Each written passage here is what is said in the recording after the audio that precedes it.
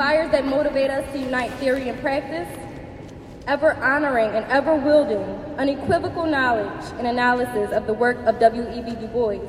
Tony Montiero lights fires that pushes us to explore new ways to tackle the problem of the color line and other crises of our epoch. Family, please join me in welcoming Year of Du Bois organizer and member of the Saturday Free School, Dr. Tony Montiero.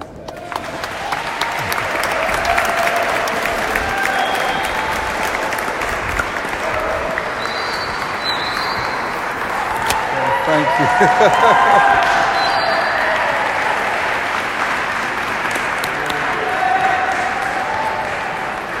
Thank you very much. I think I should begin with some thank yous. Thank you, Reverend Dr. Renee McKenzie and the congregation and staff of the Historic Church of the Advocate for your kindness and generosity in hosting this launching of the Year of Du Bois. Thank you, Sarah Lomax Reese and WURD Radio for being our media partner in this Year of Du Bois. Thank you, Councilwoman Helen Gim, for introducing into the City Council the historic resolution declaring this the Year of Du Bois, and our profound gratitude to Philadelphia City Council for unanimously passing it. Our deepest appreciation and thanks also to the members, friends, and supporters of the Saturday Free School, the engine of this Year of Du Bois, for your selflessness and tirelessness in working to bring this about. And thank you, so many thank yous to the African American community of Philadelphia, who, as on so many other occasions, have risen to the challenge and embraced and inspired this year. And finally, thank you, William Edward Burghardt Du Bois, for your humanity and commitment to humanity, for your scholarship, scientific research, for your writing, for your poetry, and for bequeathing to us and all fighters for peace, freedom, and justice a magnificent gift. W.E.B. Du Bois was born in 1868 in Great Barrington, Massachusetts on February 23rd. His family were Africans enslaved by Dutch slavers. His father's legacy went to Africans in Haiti. Du Bois once said that in him there was Dutch and French blood, but it was the blood of Africa that flooded his veins. He observed that the mystic spell of Africa was all over America, producing its best women and men. It was that mystic spell that produced Du Bois. He was raised in a family of dark-skinned people. He was always by the side of his mother, who was partially disabled and who died soon after he graduated from high school. He constantly returned in his writings to the special bond between a black mother and son. In school, where he was the only black student in the class, he first experienced racism and what he would call the racial gaze, an experience that played a critical role in shaping his worldview. Rather than discouraging him, it sparked his creative and intellectual imagination, producing ultimately scholarly and scientific investigations of the color line and racial oppression. He saw this personal experience as part of the experience of an entire people and of peoples of color globally.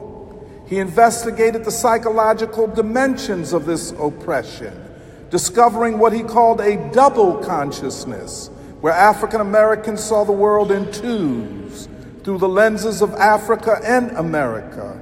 African Americans lived within a veil, which made their humanity invisible to the white world, but simultaneously revealing to the African the souls of white folk. Along with slavery and racism, the double consciousness produced a new people, he observed, a civilization in potentiality. Black double-sidedness creates a unique art, music, philosophy, religion, and epistemology.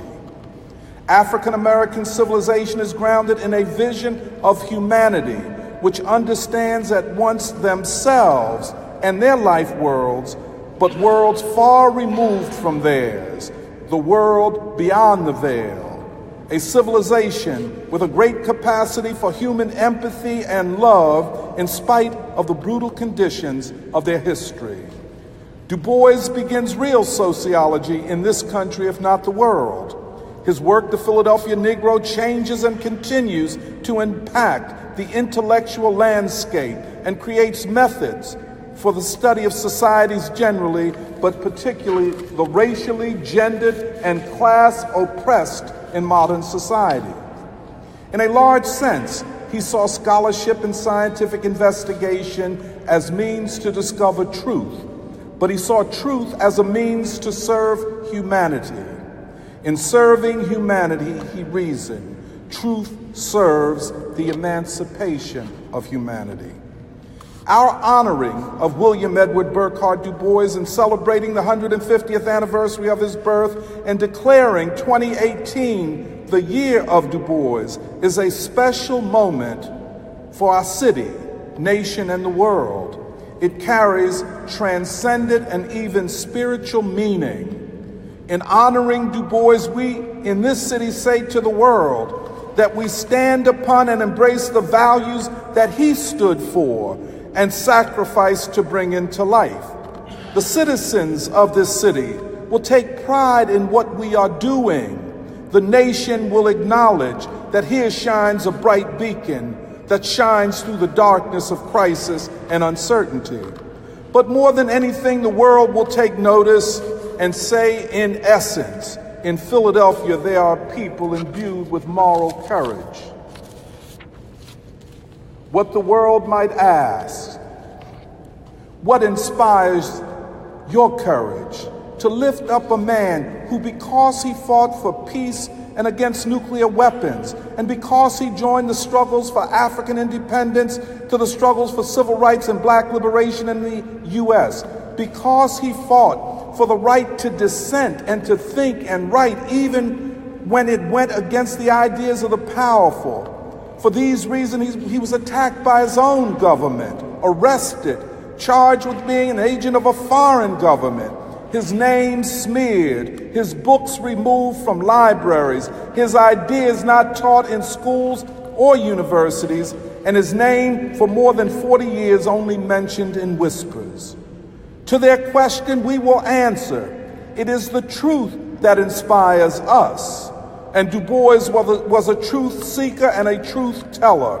And the truth he represents is marching on, even in these dark days. The world will look with admiration as they acknowledge that from the bowels of this poorest of the major cities in the U.S., a people of dignity live.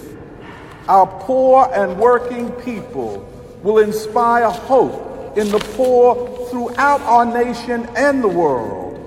People who honor Du Bois must themselves be honored, and therefore we honor the working class and poor of the city of Philadelphia. And we will honor them each day and each week of this celebration. But here's a city that honors not just a great scholar, scientist, poet, and activist for the rights of African Americans and the dark races of the world, and of course working people, but a city that honors truth in a nation that lies. As the world hears about this, it will pause and say, here's a city on the hill. Here's a city that dares to imagine what James Baldwin called the New Jerusalem. They will say Philadelphia is that city that audaciously imagines what the African Pope Augustine called the new city of man. In embracing the life and legacy of Du Bois, the world will say that there in Philadelphia is a city and a people that strives to realize man and womankind's most ancient strivings for peace and the progressive unity of all peoples. Our people suffocate under the weight of one crisis after another. However, we say, as we honor Du Bois, that there is a way out. There is cause for optimism. We say in the words of one of the greatest sorrow songs, "Oh children, don't get weary." We say in the words of James Russell Lowell, "Truth forever on the scaffold, wrong forever on the throne, but it is the scaffold that sways the future." And we say we can know the truth, and the truth can make us free. W.E.B. Du Bois was more than the sum of his parts, as magnificent as those parts are. As such, he is a person for this time and perhaps represents our common future. He and his legacy will stand the test of time. He is a man for the ages. Du Bois descended from Africa, yet he devoted his entire being, his genius, and the totality of himself to the world's people, especially the poor and downtrodden. And so it is the mystic spell of Africa and Du Bois that embraces this celebration and will inspire our city and its citizens. It inspires us to believe we can create that new Jerusalem, that new woman and man. We can be that city on the hill, the city the descendants of the enslaved Africans, such as Richard Allen, Absalom Jones, and Octavia V. Cato had hoped for. In 1900, at the first Pan-African Congress held in London, Du Bois proclaimed, "The problem of the 20th century is the problem of the color line. Conjoined to that problem is the problem of whiteness and white identity, which places white folk outside of humanity as such, and establishes them not just as outsiders, but as enemies of dark humanity, with God-given rights to rule. Whiteness, white privilege, and empire predispose white people and white civilization to war, arrogance, egotism, aggression, and brutality. The white world's claims to be committed to truth, reason, and science are thus compromised by their stronger commitments to whiteness, white privilege, empire, and colonialism." Du Bois questioned, therefore, as we must, the morality, religion, and ethical clarity of the white world and its civilization. But Du Bois went further. He called for a cultural revolution of the oppressed in the arts, literature, film, dance, and music, grounded in the dark races' drive for freedom and democracy, something similar to what John and Alice Coltrane, among others, strove for. He rejected art that is for individual profit or upholds or obscures the nature of oppression and thus the path to freedom. The theme of this celebration is the unity of Pan-Africa and Pan-Asia for humanity. This theme signifies that the world is moving from the age of Europe and European domination to the age of humanity, of the world made by the darker races. This will not be realized without struggle. Yet it will come into being, and sooner than later, it will happen.